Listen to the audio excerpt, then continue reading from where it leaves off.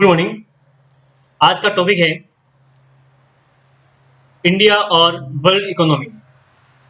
ये जो टॉपिक कई बार देखा गया है, इंडिया और वर्ल्ड इकोनॉमी के बारे में अपन बात करते हैं, तो इसके अंदर सबसे इम्पोर्टेंट चीज़ ये है कि वर्ल्ड की इकोनॉमिक्स के साथ में भारत की अर्थव्यवस्था का स्तर क्या है, इसके बारे में अपन चर्चा करेंगे, अपन बात करेंगे।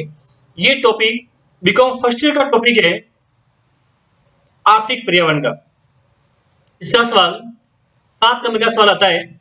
ये एक छोटा सवाल है, तो इसके बारे में अपन बात करेंगे कि 2020 में 10.3% भारतीय अर्थव्यवस्था गिरी है। और ग्लोबल इकोनॉमी को अपन बात करें तो ग्लोबल इकोनॉमी के अंदर 4.4% का झटका लगा है। ये किसने बोला है? IMF ने, इंटरनेशनल मॉनेटरी फंड जो है उसने ये बात कही है। हालांकि इसके साथ ही IMF ने कहा है कि 2021 में भारतीय अर्थव्यवस्था में संभवतः 8.8% या परसेंट की जोरदार बढ़ोतरी होने की संभावना व्यक्त की है। कोरोना वायरस के कारण पूरी तरह से प्रभावित हुई है अर्थव्यवस्था, भारतीय अर्थव्यवस्था है, कोरोना की वजह से बहुत ज्यादा झटका लगा है।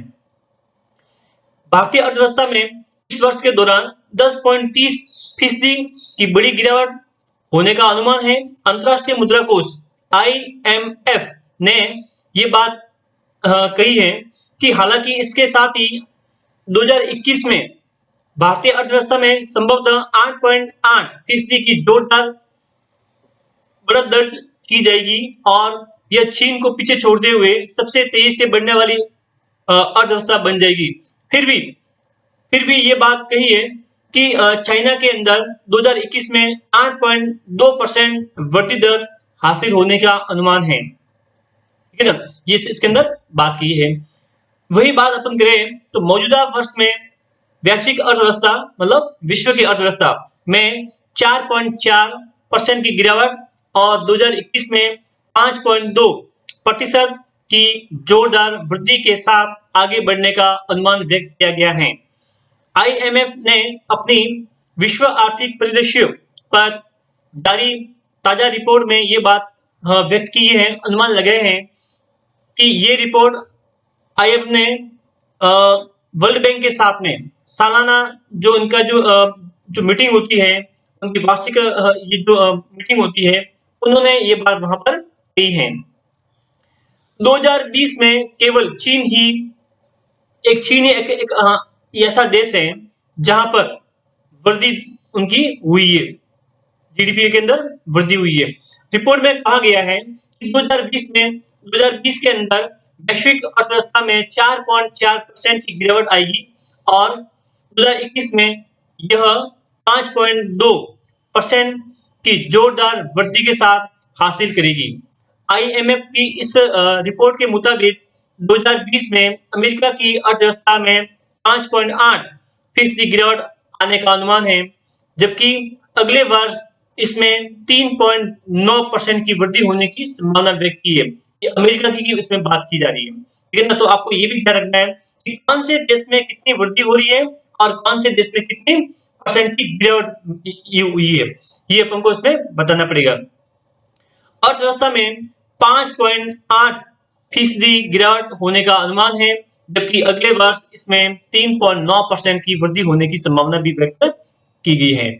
वर्ष 2020 के दौरान दुनिया के प्रमुख अर्थव्यवस्थाओं में केवल चीनी एक चाइना जहां पर कोरोना वायरस सबसे पहले ये फैला था, वहां पर अपन वहां की बात कर रहे हैं, वहां पर जो 1.9% की मतलब 1.9% की वृद्धि दर्ज की है। बाकी सभी देशों के अंदर गिरावट ही हुई है। ये सबसे इसके अंदर बहुत बड़ा इंपॉर्टेंट पॉइंट है, क्योंकि जैसे अपन बात करते हैं जापान है, ठीक है, अमेरिका है, ऑस्ट्रेलिया है, पाकिस्तान है, श्रीलंका है, और सारे भी जितने भी विकसित देश के हैं और अविकसित देश है, ये अपन कह सकते हैं विकासशील देश है, उनमें सब में गिरावट हुई है। लेकिन एक चाइना एक ऐसा देश है जहां पर 1.9% की वृद्धि दर्ज की है।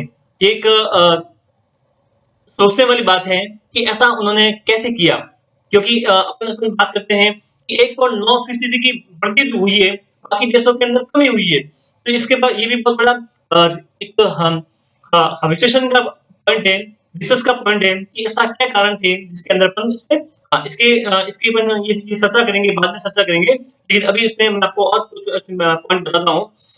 कोरोना संकट से उबरने के लिए जो भारतीय अर्थव्यवस्था है उसके पास में भारत के पास में जो बहुत है वो है 2.8 लाख करोड़ रुपए का कारोबार इसके अंदर प्रभावित हुआ है। कितना? 2.8 लाख, और वो भी करोड़ में।